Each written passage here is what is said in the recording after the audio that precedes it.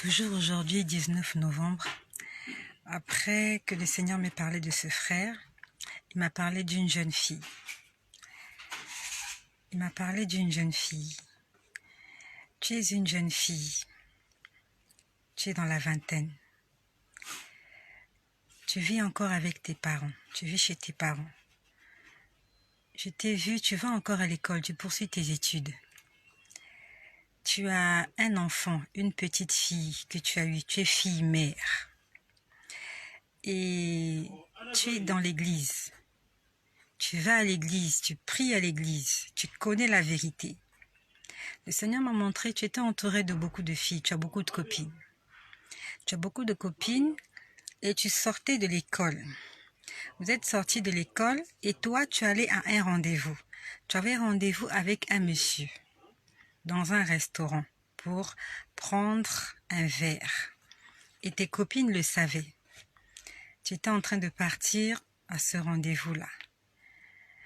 Le Seigneur m'a dit que ce monsieur-là n'est pas un enfant de Dieu, le monsieur que tu vas rencontrer. En fait, tu veux te caser, on va le dire vulgairement comme ça. Tu veux te caser, tu veux rencontrer quelqu'un. Tu es à la recherche de quelqu'un. Et là, tu es en train de partir croiser un homme qui n'est pas un enfant de Dieu. Le Seigneur m'a montré, m'a fait lire ton cœur. Dans ton cœur, en fait, tu es en train de partir à ce rendez-vous. Tu veux parler de Dieu à ce monsieur. Tu veux convertir ce monsieur. Alors que toi-même, tu n'es pas encore affermi. Ce n'est pas mauvais. Donc, le Seigneur m'a montré comment tu vas à ce rendez-vous avec ce monsieur. Et toi, en fait, tu as pour objectif lui parler de Jésus pour qu'il puisse se convertir et pourquoi pas se mettre avec toi et t'épouser. Le Seigneur m'a dit que ce monsieur va te prêcher son évangile et tu vas tomber. Il n'est pas là pour t'épouser. Il est là pour abuser de toi. Il va coucher avec toi, il va t'abandonner. Le Seigneur m'a dit que déjà tes copines qui sont autour de toi, elles savent que tu pries, que tu es un enfant de Dieu, mais tu ne leur parles même pas de Jésus. Dans ton entourage, tu ne parles pas de Jésus, mais tu veux aller parler de Jésus à quelqu'un qui veut te faire pécher. Le Seigneur est en train de t'interpeller, ma sœur. Prêche l'évangile à tes copines. Sois déjà toi-même un modèle dans ton milieu. Sois une marque, une référence. Et il a attiré mon attention sur un point. Il m'a dit que tu t'habilles très mal. Tu ne t'habilles pas de façon décente. Ton habillement ne plaît pas au Seigneur. La Bible nous dit dans le livre de Matthieu, au chapitre 18, « Malheur à celui par qui le scandale arrive. » Le scandale, ce n'est pas seulement aller se battre ou aller se quereller. Le scandale, c'est tout acte ou toute parole qui est une occasion de chute pour le prochain. Le scandale, c'est tout ce que nous faisons qui interpelle le bon sens, qui interpelle la morale.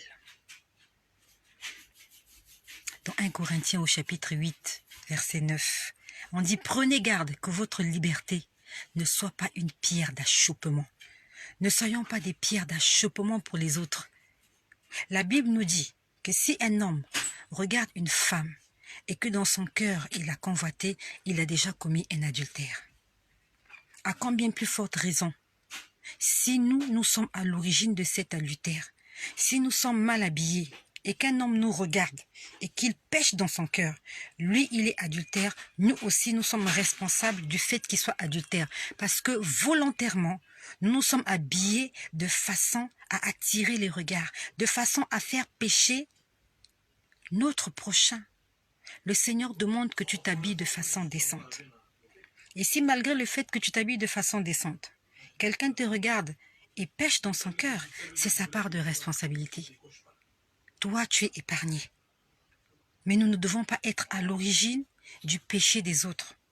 Le Seigneur est en train de parler à ses enfants, et à ses filles et à ses fils.